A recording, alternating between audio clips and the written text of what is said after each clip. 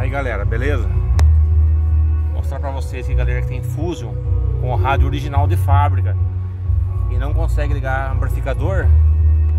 Vou mostrar aqui pra vocês aqui, ó. Pegando o fio diretamente pelo amplificador original do carro que traz, ó. Um canal é cinza e o outro é verde com roxo. No outro canal amarelo com roxo. São os dois canais do falando traseiro. Aqui, ó.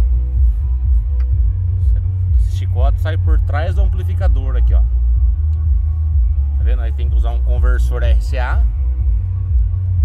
Tô usando um aqui da Cordos. Coloquei mais fumo para não fazer barulho aqui atrás, tá? Depois eu vou fixar ele aqui atrás aqui. Já tem o positivo também aqui no conector junto, ó. Você liga junto para sair o sinal da antena elétrica também. Aqui, ó. Tá vendo? O positivo é no conector azul aqui, ó. Você tá vendo aqui. É o vermelho, é o azul de listra vermelha, é o positivo. Tá meio ruim para mim filmar aqui o lugar aqui.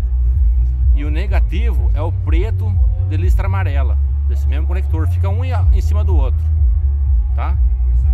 Funciona certinho, pode ligar aí. Eu já tinha visto vários vídeos e nenhum funcionou. Esse aqui eu consegui fazer funcionar. Ó, tá aqui o som.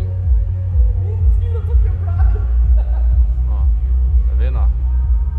Tá funcionando certinho. Certo? Vou mostrar pra vocês. O rádio é original, tá vendo, ó?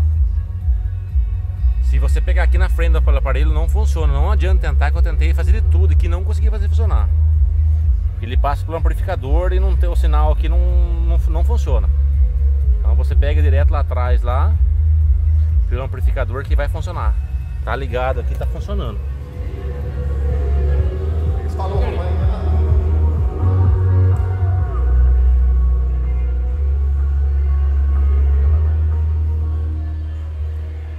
grava aí o fio do carro. Fala firmeza, firmeza. Beleza? Valeu!